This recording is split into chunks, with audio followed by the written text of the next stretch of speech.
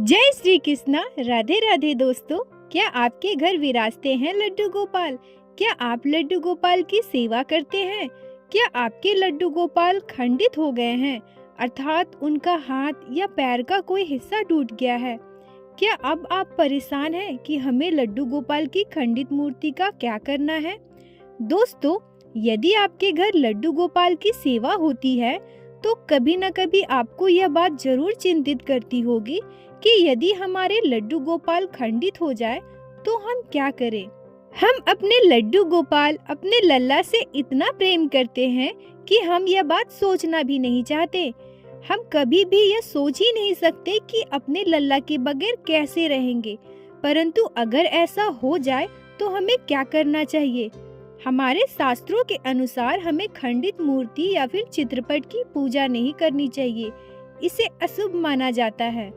परंतु लड्डू गोपाल हमारे लिए मात्र एक मूर्ति नहीं है, वह हमारे लिए हमारे परिवार का सदस्य है। उनमें हमारे प्राण बसते हैं। तो अगर हमारे लड्डू गोपाल कहीं से खंडित हो जाए, अर्थात उनका हाथ या पैर का कोई हिस्सा टूट जाए, तो हमें क्या करना चाहिए?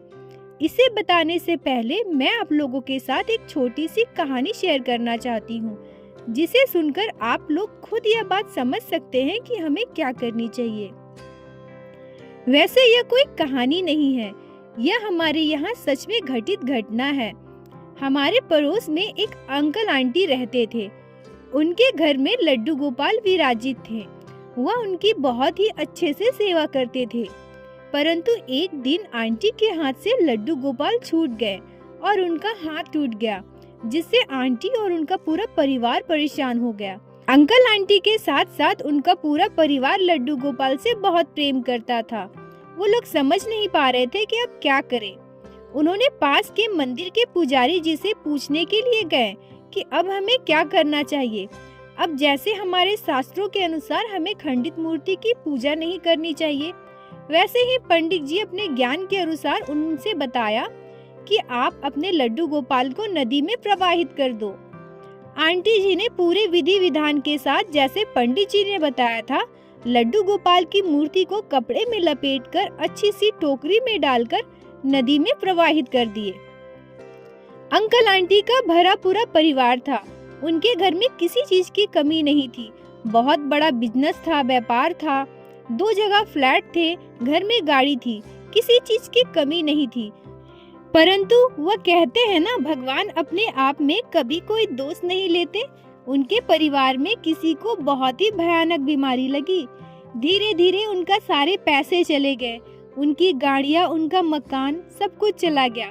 बिजनेस भी अब बिल्कुल ठप हो गया है। उन लोगों में बहुत बड़ा दुख पड़ा है और ये सब लड्डू गोपाल के जाने के बाद ही हुआ है।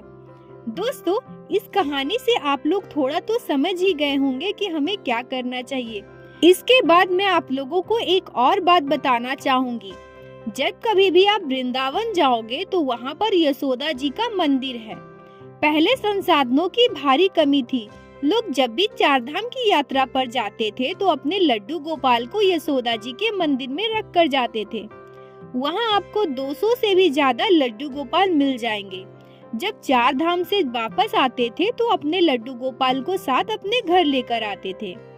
अब भी यदि आप यशोदा जी के मंदिर जाओ तो आपको बहुत सारे लड्डू गोपाल वहाँ पे मिलेंगे। एक बार एक बुजुर्ग दंपत्ति अपने लल्ला को यशोदा जी के मंदिर में रखकर 4 धाम की यात्रा पर निकल गए। यशोदा जी के मंदिर के पुजारी जी के हाथ से गलती से लड्डू गोपाल गिर गए और उनका एक हाथ टूट गया। जैसा कि कहा जाता है, खंडित मूर्ति की पूजा नहीं करनी चाहिए।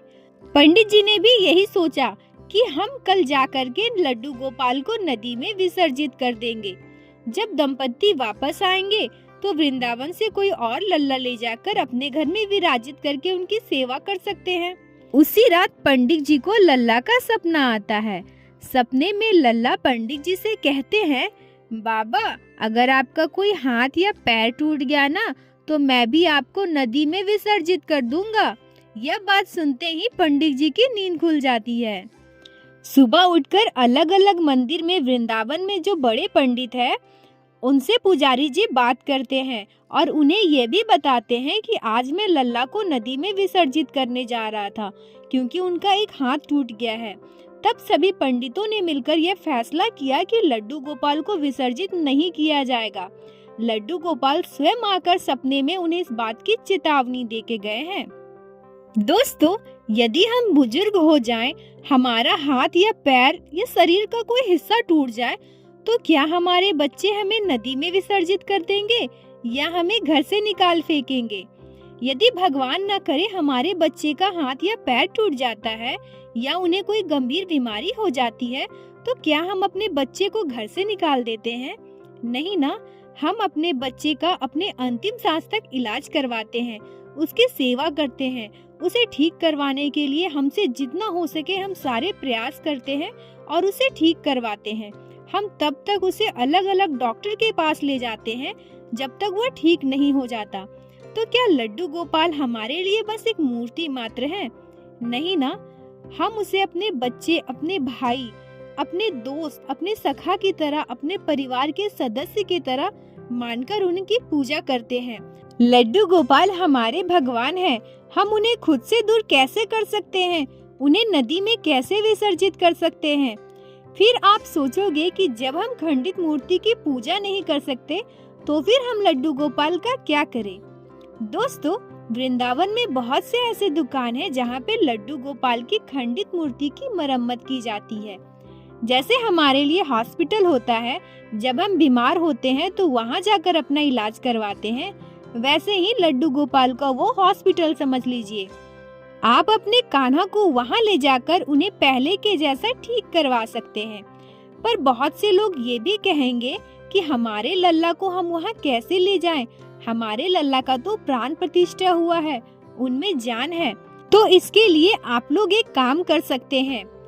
आप जब वृंदावन जाएं तो सबसे पहले अपने लल्ला को बांके बिहारी जी के मंदिर ले जाएं।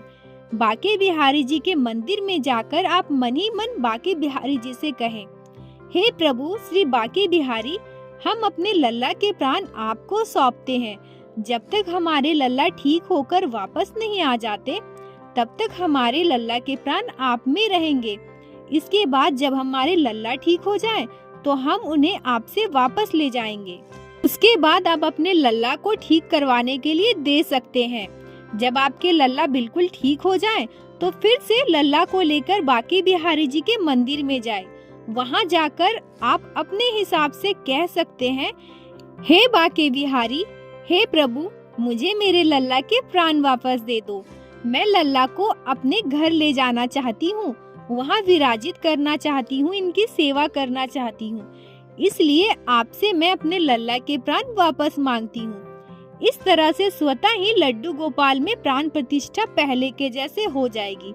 फिर आप अपने लल्ला को अपने घर लेके आएं। परंतु कभी भी लल्ला को नदी में विसर्जन करने का भूल ना करें।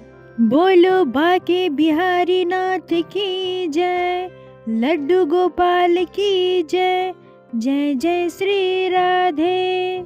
आशा करती हूँ आप लोगों को आपके सवालों का जवाब मिल गया हो। यदि आपके मन में कोई भी सवाल हो तो आप मुझे कमेंट में लिख सकते हैं, या फिर लड्डू गोपाल ने आपके साथ कोई लीला की हो तो आप हमें इंस्टाग्राम पे भी मैसेज कर सकते हैं। मैं वह लीला कथा अपने चैनल में सभी भक्तों के साथ शेयर अवश्य करूंगी। दोस्तों, अगर आप लोगों को आज की ये वीडियो अच्छी लगी हो तो कृपया वीडियो को लाइक करके अपने दोस्तों के साथ शेयर अवश्य करें और चैनल को सब्सक्राइब करें, ताकि आने वाले समय में इसी तरह से श्री बांके बिहारी नाथ, श्री लड्डू गोपाल की लीला कथा हमारे चैनल पे सुन सकें। राधे राधे दोस्तों।